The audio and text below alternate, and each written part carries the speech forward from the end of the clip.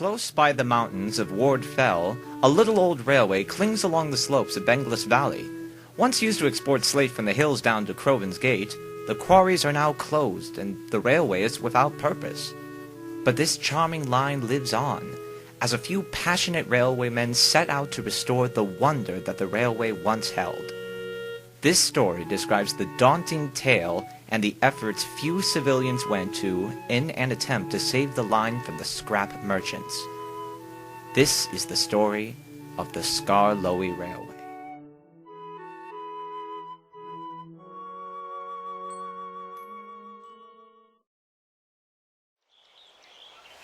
The two original engines had been sent away to be repaired, and another two were bought to aid the restoration of the line. But the engines were finding it hard to get used to their new home. What a small shed, one muttered to the other. I think it's nice. You would, wouldn't you? Looks stupid if you ask me. No one asked you. I hope you two are done quarreling. We have a lot of work to be done. Peter Sam, you will need some repairs before you can run. So, Sir Handel, you're first. I want you to take some coaches up the line. If you do well, we can begin relaying the line. Oh, if I must.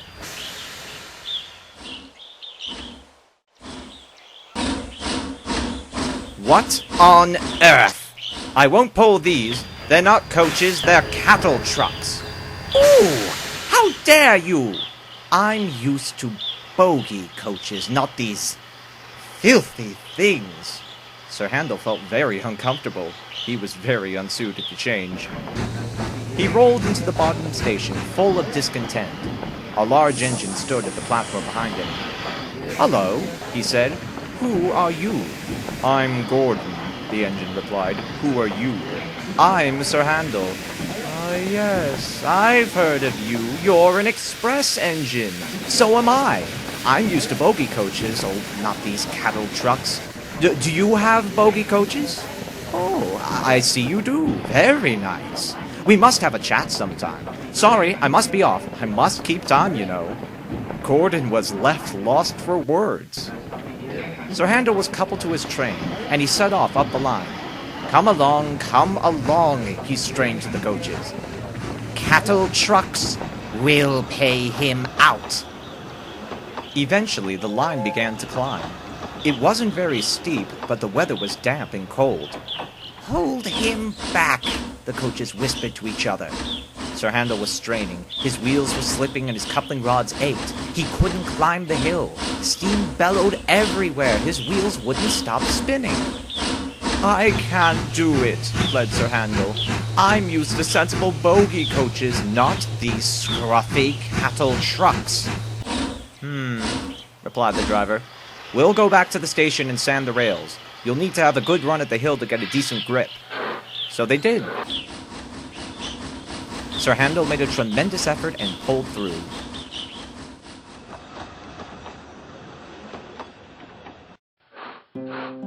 That evening, the manager had a word with Sir Handel. You're a troublesome engine, far too conceited, and you struggle to get the simplest of jobs done. Sir Handel squirmed in response. He behaved well for several days.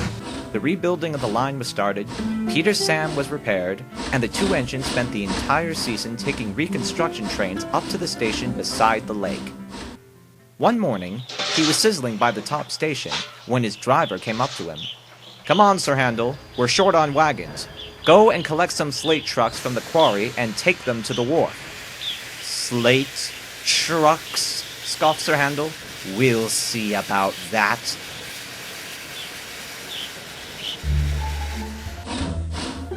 They ventured up the old mineral line. The old rail's chairs jammed his wheels. He was fed up. It was meant to be Peter Sam's turn up the line, but the thing controller had made him go instead. This was the last straw. I'm not collecting slate trucks, so there! The rusted chairs gave way, and with a jerk, Sir Handel fell off the rails. I told you. The accident wasn't necessarily his fault, but he hadn't helped matters. A few hours later, Peter Sam arrived with the manager and some workmen to lift Sir Handel back on the rails. The manager stared at Sir Handel. I shall talk to you later, he murmured. That won't be good, chuckled Peter Sam. I'll see you back at the shed later.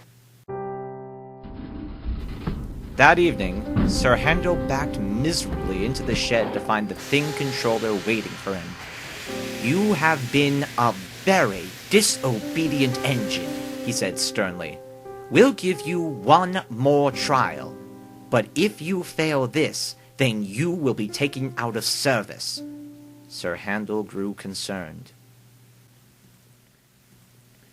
It was now the height of the season. There were passengers flooding far from their usual surroundings in London, Tidmouth, Carlisle, and so on. The wharf platform was flooded. Sir Handel eased out of the darkness of his shed and crept down towards the platform. Easy does it, old boy. Sir Handel crawled into the platform and was coupled to the old coaches, where the passengers scrambled aboard, the manager looked at his watch, the guard waved his flag, and the little engine slipped out of the station.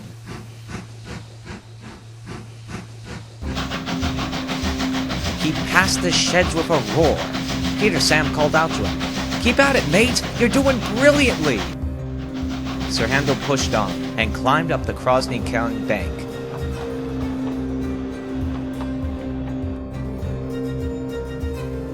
They soon arrived at Reneus. It was midday, and the sun was blistering, but the rails were dry, and the hardest part of the journey had passed. Sir Handel set off dramatically with steam hissing in all directions.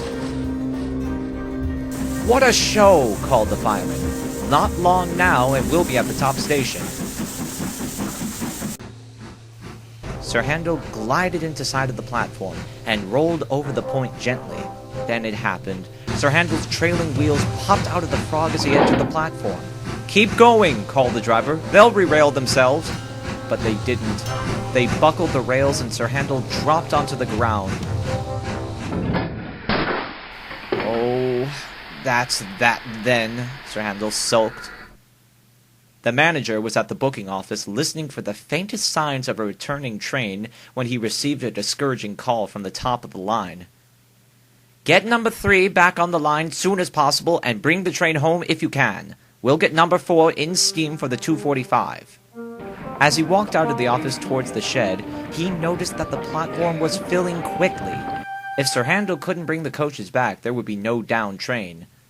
"Come on, Peter Sam. We'll get you steamed up and you'll take the afternoon train." "Has Sir Handel come off the rails, sir?" "Regrettably, yes. If he isn't re-railed and back at the wharf in time for the 2:45, then we'll have to cancel the train." The time passed, and the station was cramped with frustrated and anxious passengers. The stench of sweat flowed through the yard as insults began to rise from the crowd. The manager struggled to assume an air of bland official confidence and reassured the crowd that the 2:45 would leave late due to the arrival of the down train, which had been delayed up the line. "The down train will arrive at 3:30. The arrival of Peter Sam at the wharf encouraged the patiently waiting passengers. By 3:30, the manager and crew stood by their engine looking on in severe suspense. In the meantime, Sir Handel clanked furiously through the Benglis Valley.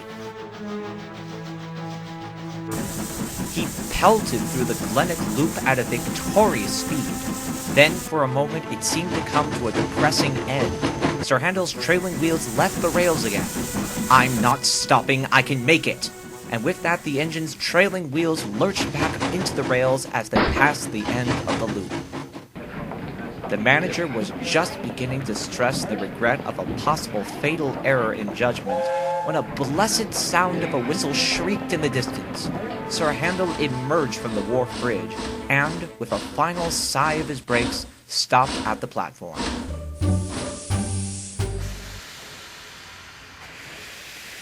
"An outstanding performance, Sir Handel.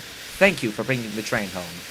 Peter Sam backed into the coaches, and within minutes the delayed 2:45 left the station. "Today, you have proved your money's worth, and you've done remarkable.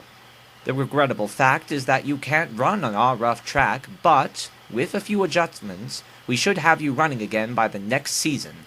Until then, Peter Sam will manage the bulk of the track." . 」 . 。 . 」 . 」 . 」 . 」 . 」 . 」 . 」 . 」 . 」 . 」 . 」 . 」 . 」 . 」 . 」 . 」 . . 」 . 」 . 」 . . 」 . . 」 . . . . . . . . . . .